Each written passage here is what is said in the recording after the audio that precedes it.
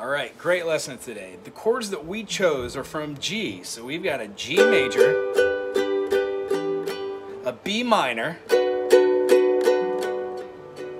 we're gonna have a D major, and then an F sharp minor. F sharp minor is gonna be the hardest one of these. So the way we're gonna get to that is we're gonna talk about that last. But let's look at our G major. We're having a tendency to take our first finger and start some sort of bar or go to the C sharp or the G sharp, sorry, A sharp or the G sharp there. A sharp or the G flat there. You want to take your first finger and go to the D, and if you call it out like this, think of this, G, G, A, B, C, D. Get rid of your second and your fourth and you've got your triad. So what is that? G, B, and D.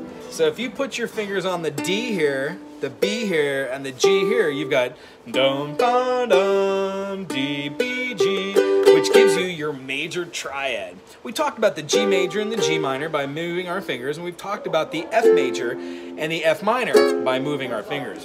What we haven't talked about is how to find the F sharp minor. So what we're gonna do today is play a F major. We're gonna take our first finger, first fret, and put it on the F note, which is basically on the first fret of the E string. So here's our E string, and here's our F note.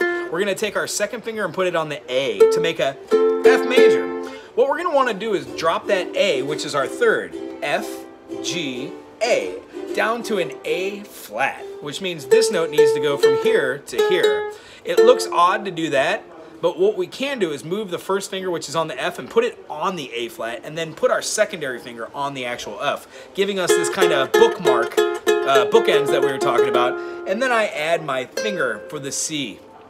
So this looks like this. That's our F minor, which we've been working on. F major, drop flat the third, that A to A flat gives us a F minor, and what we want to do is move this up a half step for an F sharp minor. But what happens is, by playing it this way, we're left with this open C, and it doesn't need to be an open C. It needs to be a C sharp, because that's what this note is too. So we want those to be in unison rather than in dissonance, which means we're gonna have to play that bookend a little differently.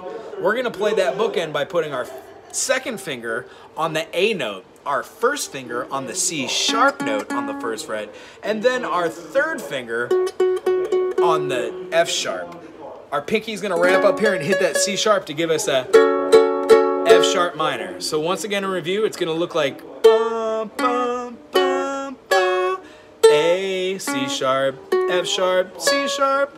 We're gonna make it look like a backwards triangle using our first finger on the C sharp, our second finger on the A, our third finger on the F sharp, and our pinky to play the C sharp. So this week, practice playing the G major to a B minor, to a D major, to an F sharp minor, then to the G again. Go through that a couple different cycles. If you need to, slow or speed this up. It was good seeing you this week, and we'll see you next week.